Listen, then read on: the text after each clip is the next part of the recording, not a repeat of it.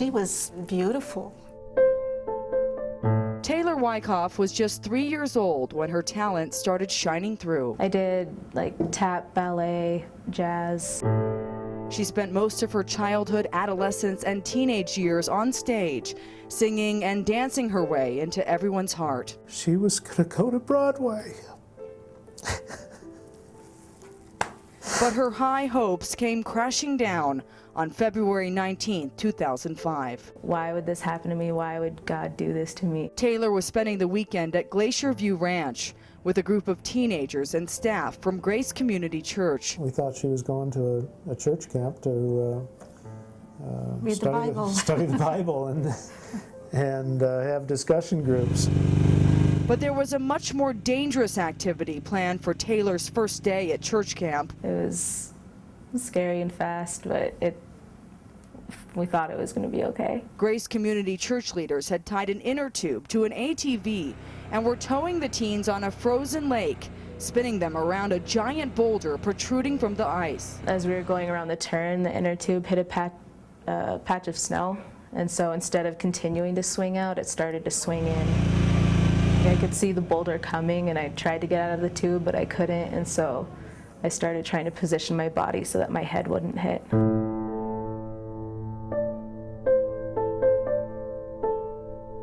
Taylor crashed into the boulder at a speed of 20 miles per hour, according to witness Derek Begun. As soon as I hit the ice, I felt like a sharp pain. Taylor was so badly hurt, she couldn't walk or stand. But instead of calling 911, church leaders took matters into their own untrained hands. They put Taylor back on the inner tube, dog style, and dragged her across the frozen lake. I felt every bump. When they finally got to shore, they found a backboard and put Taylor on it. But when that backboard wouldn't fit into the church pastor's truck, they laid her face down in the back seat and drove her down a long, windy mountain road to Boulder Community Hospital. At the time, I was basically just thinking, find a position that doesn't hurt. ER doctors determined Taylor had a 3-column burst fracture of the L1 vertebrae. Her biggest fracture area is at this L1 area. So you see here a fracture that bursts the whole vertebra. Without emergency surgery, Taylor would be paralyzed. Absolutely in shock, just desperate for it not to even be true. So doctors operated on Taylor and inserted a large metal rod into Taylor's spine, fusing it together. She spent months in rehabilitation, but she would never be the same. She's not a paraplegic in a wheelchair, but in some ways she's like a paraplegic in that she can't feel her vagina, can't feel her rectum, can't feel her bladder, and has problems with all 3 of those areas. Because of her injuries, Taylor cannot control her own bladder or bowel. It was so hard to see her crying because she had accidents, you know, where she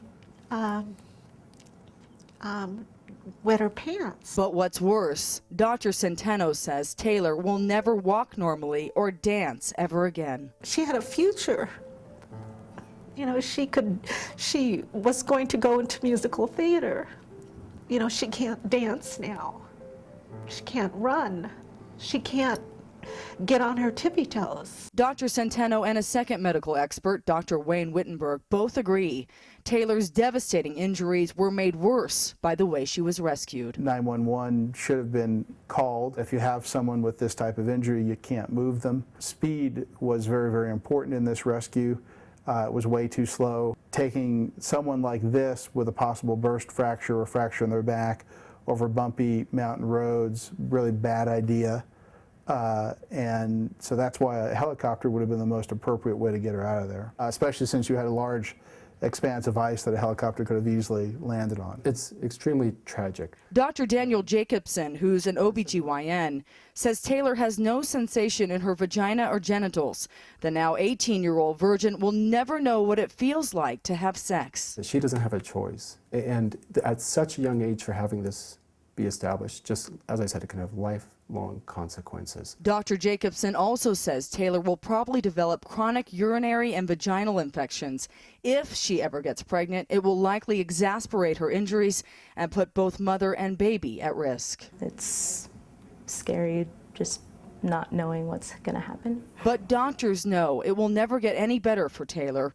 Her condition is a life sentence. This is the best years of your life as you're going through college and starting to become an adult and everything, and then realizing that you have all these issues to deal with that you wouldn't have had.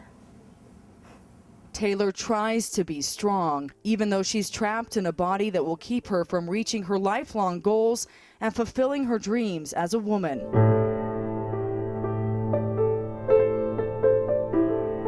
All because of a tragic accident at Grace Community's church camp, a place where she was supposed to be safe. My heart just goes out to her that she has had to change the dreams that she had all her life over this stupid accident that happened to her. I worry as a mother, you know, what that's going to do to her.